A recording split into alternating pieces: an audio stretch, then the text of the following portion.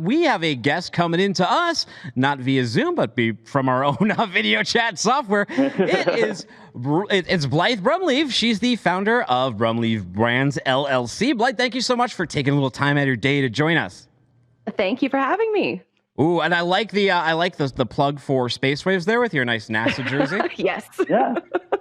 Yes, I'm super pumped. I remember when you guys originally announced it a few months back, and I've had this marked on my calendar for a very long time. So I'm not only ready with the sweatshirt, but I have also a coffee mug. I don't know if you guys can see it very well, but a little rocket ship coffee mug that I got from the Kennedy Space Center from a trip over the summer. I love it. I love it. So people are not familiar. Blythe has a super interesting background. I mean, she was a blogger for a while. She did marketing for logistics firms. She's done broadcasting for the Jaguars, the amazing franchise that is the Jaguars, especially over the past 10 years. Better days are ahead, I think. But eventually you struck out on your own, right? And you started a few of your own businesses. Give us a little bit of an elevator pitch on you.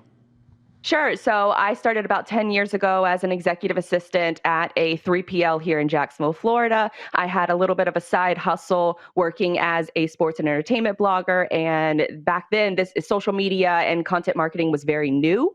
And so when my boss found out of what my side hustle was, he was like, well, you should start doing the marketing for us. And so here I am, a 25-year-old doing marketing for a logistics firm that's making, $140 million annual every single year. And it was a crash course in the world of logistics marketing. Unfortunately, that business ended up closing, and so that led to a path where locally here I was able to earn a role as editor-in-chief at a magazine, also earned a role with a radio broadcasting team here in Jacksonville, Florida. And it was about 3 years ago that I started out on my own with Brumleve Brands, and then that evolved into Digital Dispatch, which is my main focus as of right now and for the past 2 years. Wow. What did you learn? What did you learn when you started in marketing? Because, in freight marketing, especially it's changing a little bit. For a long time, though, freight marketing was like, here's a picture of a truck. Yes, fortunately, that still exists to this day.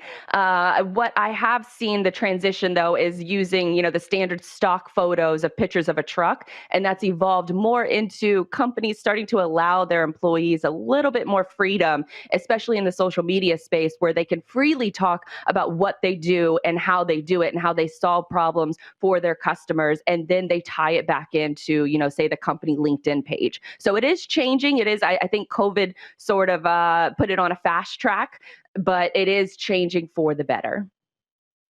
So Blythe, going back to a website, so you do a lot of website design. What's the number one, and you kind of said pictures, but on the text and the copywriting part, what's the number one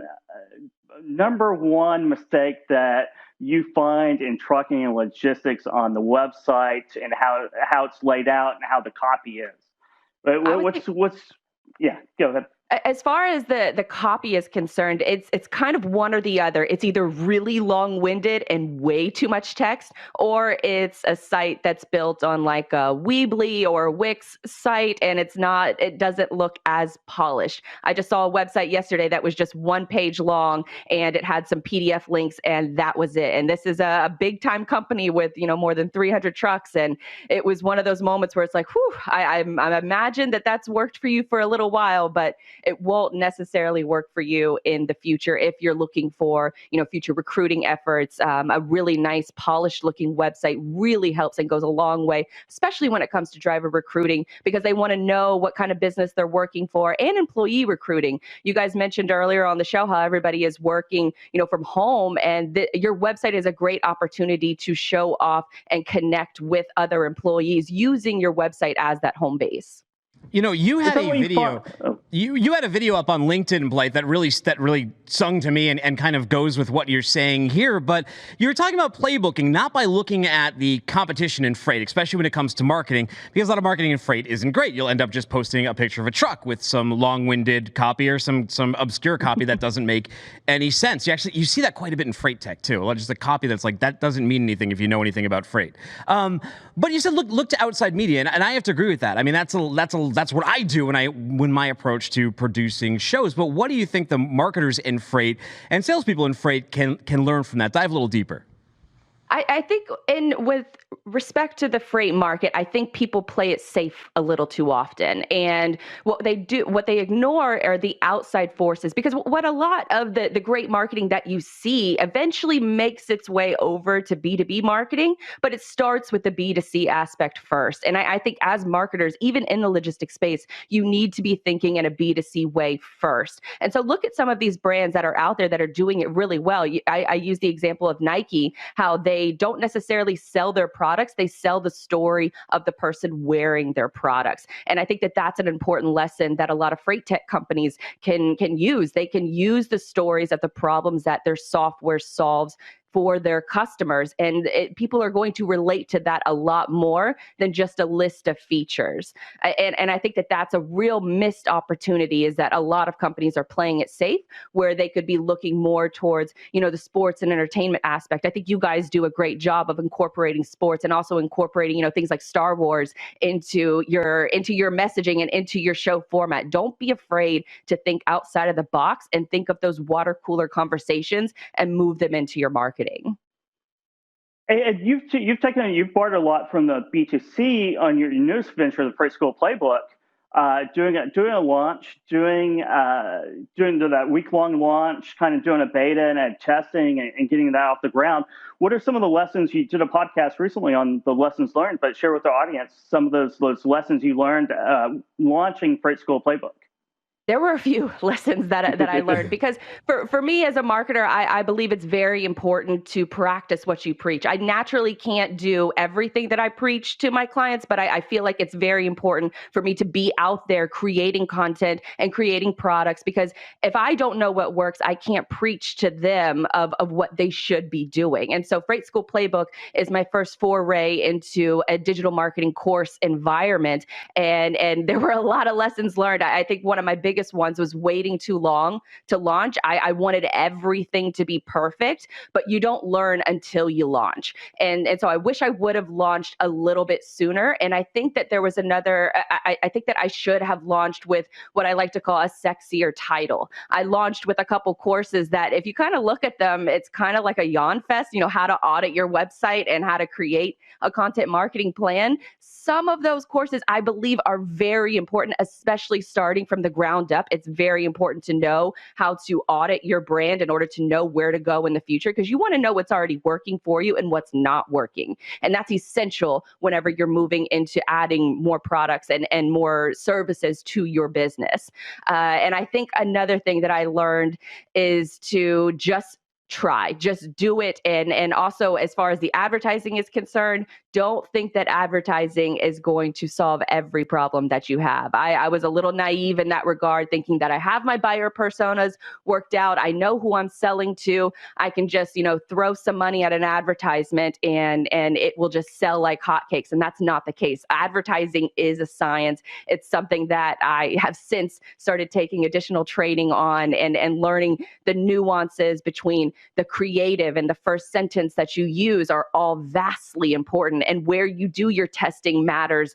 You should be doing your testing on a platform like Facebook instead of LinkedIn, because LinkedIn is incredibly more expensive. So once you get that target audience and you get that messaging down on Facebook, try and transfer that messaging and that creative over to LinkedIn, where it's a little bit more pricey in order to reach that same audience.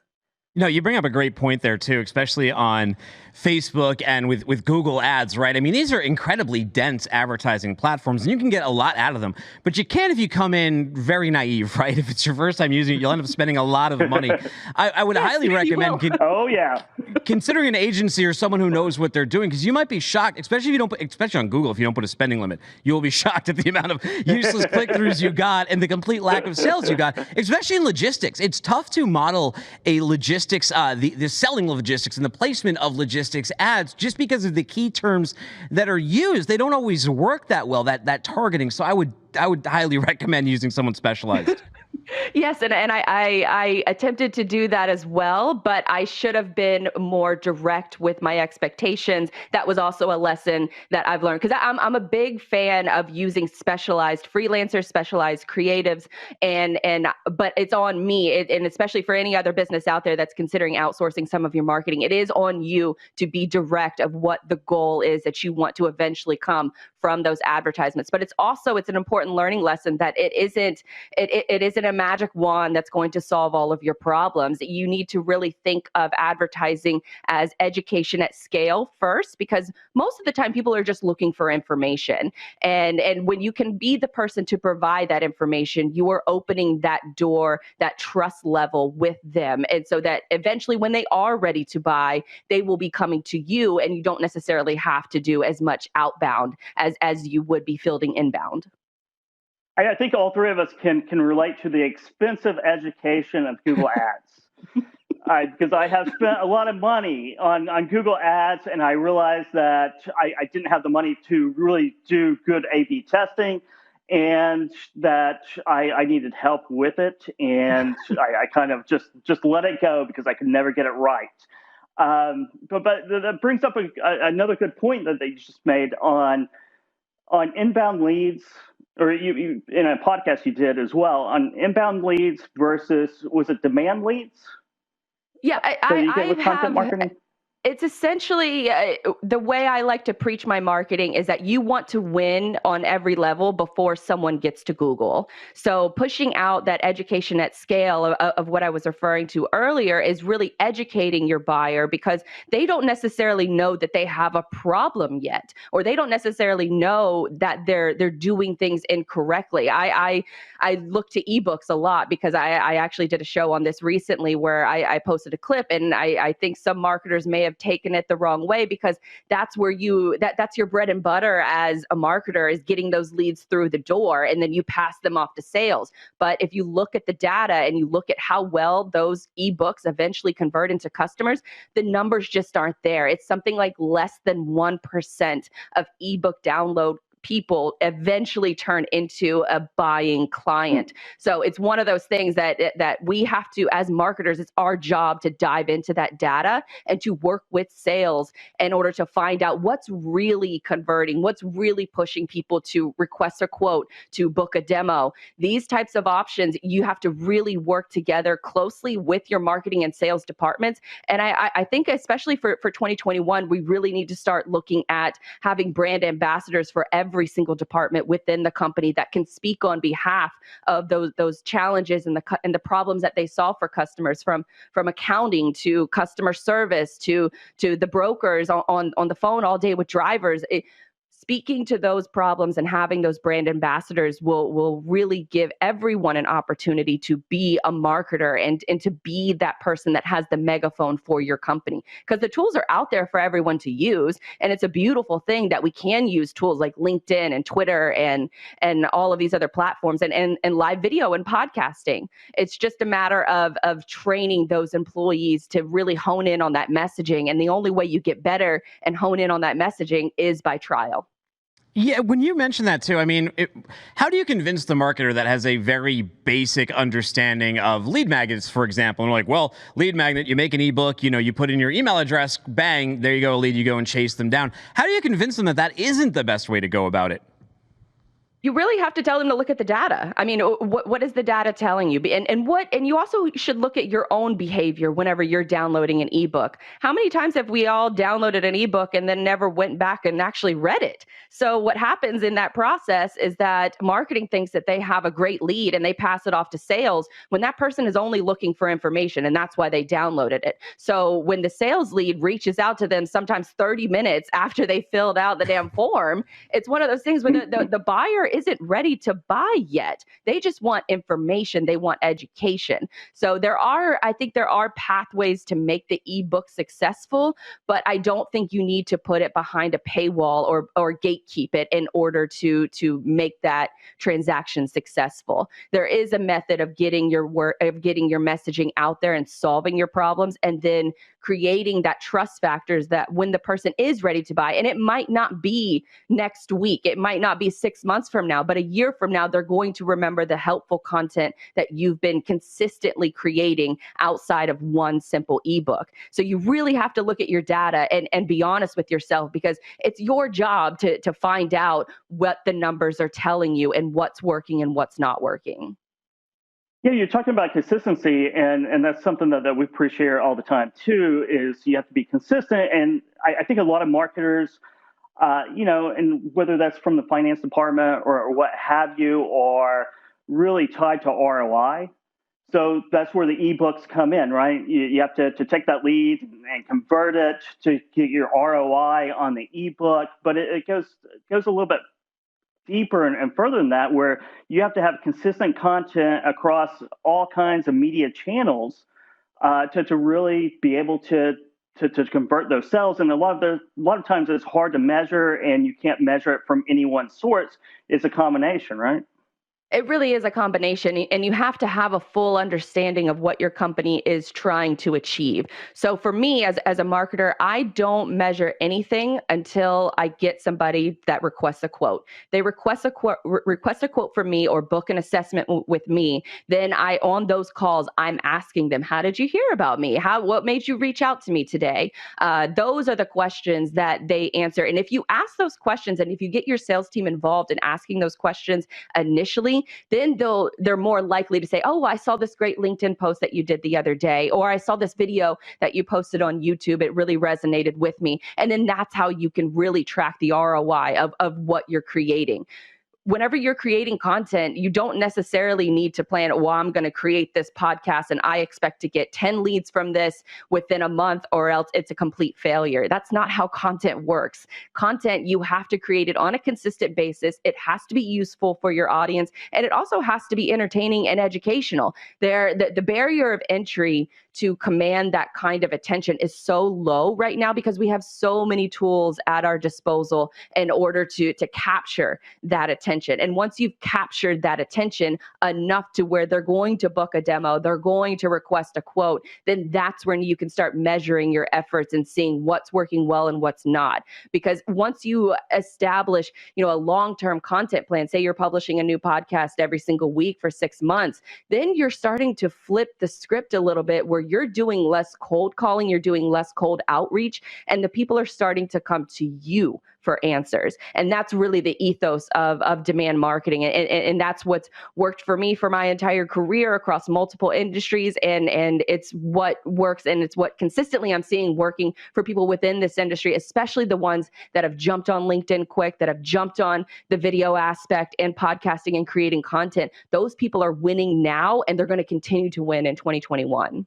With a caveat, though, you made a very interesting point recently, and it's one that's come up. I mean, it usually comes up in the context of like politically charged discussions of people being deplatformed, but people have been shadow banned from Instagram just for using the word coronavirus. For a while, YouTube, if you put the word coronavirus in, it's just a news update on coronavirus, your video would get buried. And what you were talking about was not being so reliant on the lawn you don't own, right? Not building a house on land that's not yours. Dive a little deeper on that.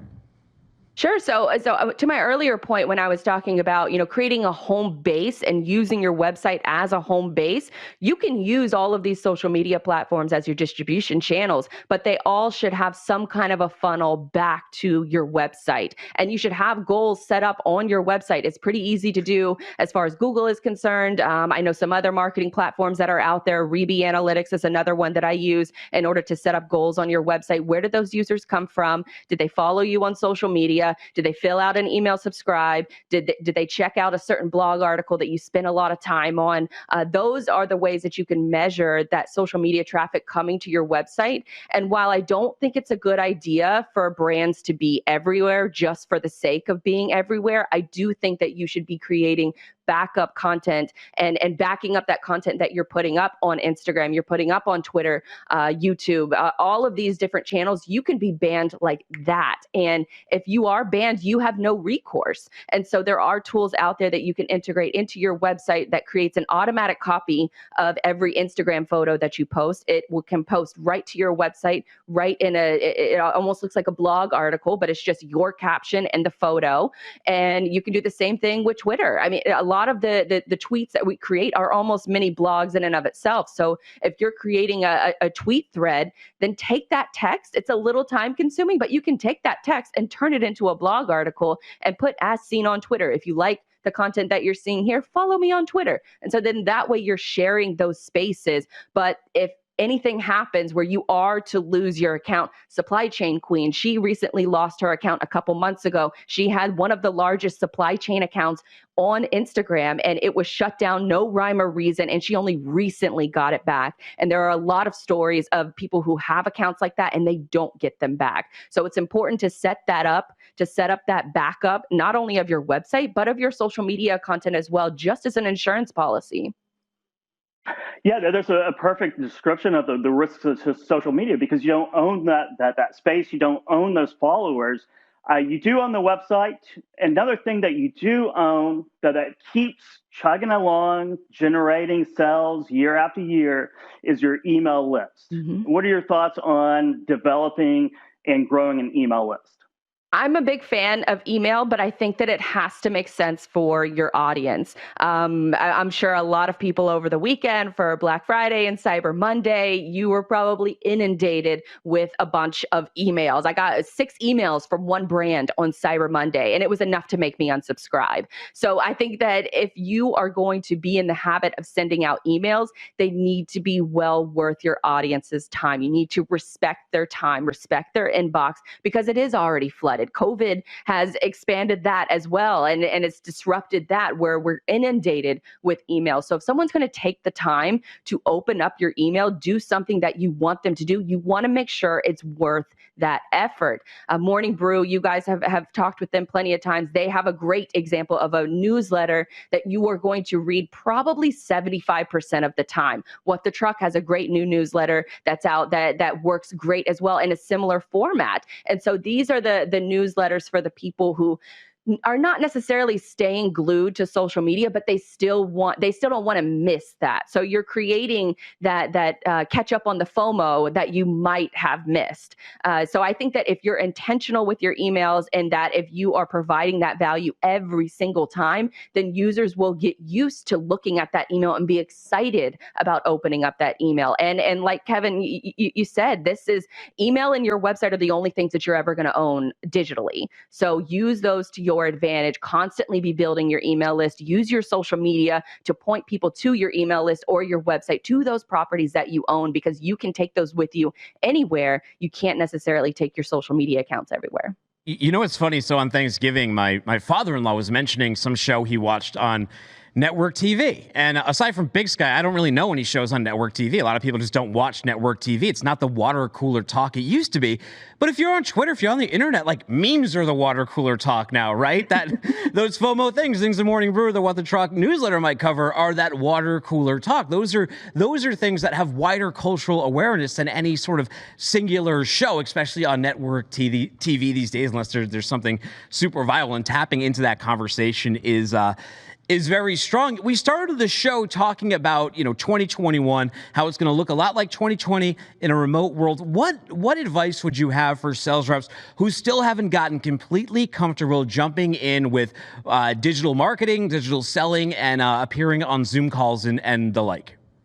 I think you have to face the fact that you either have to adapt to survive. And if you haven't been using this time wisely, maybe you're a little scared to jump into that video call, that video format, and it can be terrifying, but you're only going to get better at things like this unless you try, and you have to try and try again. You're going to face tech failures. You're not going to have the best equipment, and that's okay. All you need is a cell phone and a $20 microphone from Amazon in order to get started. And push out good content, talk to your customers, talk to your potential leads, find out what they're struggling with, and then create content around those struggles and speak to it regularly. I think a lot of companies as well, they need to use their employees to the best of their advantage, especially when it comes to social media. Allow your employees the freedom to create content around the company, and then use your company pages as that content curation. And so then that way you're using the maximum amount of reach that, say, LinkedIn gives to a person personal profile versus the limited amount of reach that they give to a company page, because LinkedIn wants you to pay for advertising. So they're going to apply that to a company page, and they're going to have your post show up lower in the algorithm versus your personal page or your personal conduct. So then that's the route that I would take for 2021. Empower your employees, give them the educational resources that they need, but also allow the flexibility for them to make a mistake or two. Have some, loose guidelines, maybe no cursing, or, maybe nothing offensive, no political or religious topics. Maybe you just need to focus on just the company and the things that they do. But if you do that, then you're going to better understand your target audience. Your target audience is going to know more about you, and it's going to cost you relatively less than what it would cost you on, say, spending thousands of dollars on print brochures that go right in the trash as soon as you get them. You bring up a good point, too. If you're going to go in those directions, if those political or religious directions, then go all in. I mean, make that your branding. Don't act shocked when people are offensive or overly receptive. You're picking a polarizing stance. So if you're doing that, lean into it, but be aware of the ups and downs. Absolutely. Yeah, and talking about content is king. Content, all you need is really good content, product on the field. I have to ask before the interview is over, what's the deal with the Jaguars? Oh no! What it's a mess. We had one good year, and that was a lot of fun. 2017, went to the AFC Championship game, 10 minutes away from the Super Bowl, until we got a bad call from a ref. And ever since then, not ever since then, it's really been a long history of losing. We had one fluke season, and that was a lot of fun. But there's a lot of negotiation, especially with the city of Jacksonville right now, trying to negotiate a new stadium lease, trying to negotiate stadium upgrades. They're trying to build an entertainment complex right next to the stadium, but they need the Jaguars in order to commit to the city long term. So it's been years and years of sort of almost instilling this fear among the fan base. And Jaguar fans, I know that, the common joke is, oh, well, I didn't even know Jaguar fans existed. Yes, we do. There are plenty of us, and we're loyal, but maybe perhaps a little too loyal, because there's constant rumors of the team moving to LA, moving to London. I don't think either of those scenarios are going to happen, especially after COVID. But it's a situation where it's an interesting dynamic between the fan base that's being told, well, you're not viable enough so we're going to take 2 home games away and send them over to London. But hey, you should subsidize this entertainment complex that's right next to the stadium. You're viable enough for that.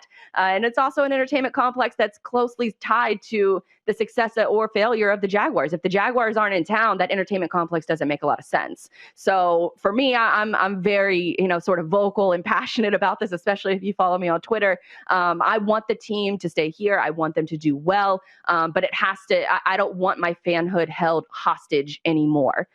Be committed to the city, be committed to the future of business opportunities in Jacksonville, and really sort of hone in on that fan base that has supported you through thick and thin, literally more thick than thin. And it's a mess, but we still love the team. We still want them here.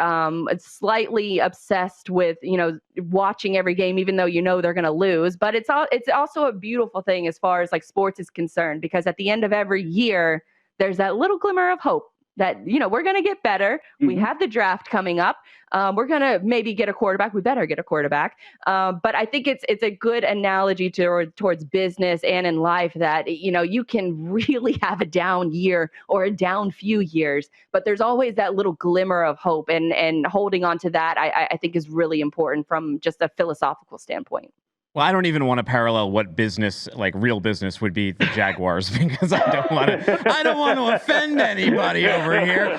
You didn't even get to ship them off to London this year because of COVID. Kevin Hill, he's been to the Jaguar Stadium. He wears socks in that pool while he watches the games.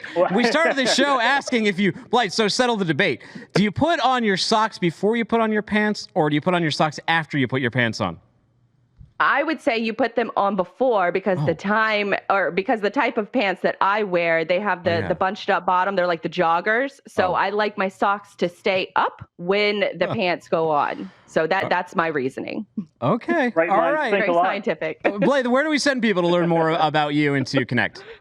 Sure. You can learn more about me and the services that I provide at digitaldispatch.io. And then if you're interested in any kind of training, especially for B2B digital marketing, you can head on over to freightschoolplaybook.com. And we have a slew of options on there in order for you to up your digital marketing game for the rest of 2020 and leading into 2021. Thank you very much. We'll see you at Spacewaves tomorrow. Spacewaves is live.freightwaves.com. If you're listening to this on demand, that will be Thursday, December 3rd, 9 a.m. Eastern Time, live.freightwaves.com, free virtual event. It'll be all day. We're going to be talking to NASA. It's going to be dope. Thank you, Blythe. I'm excited. Thank you, guys. Thanks.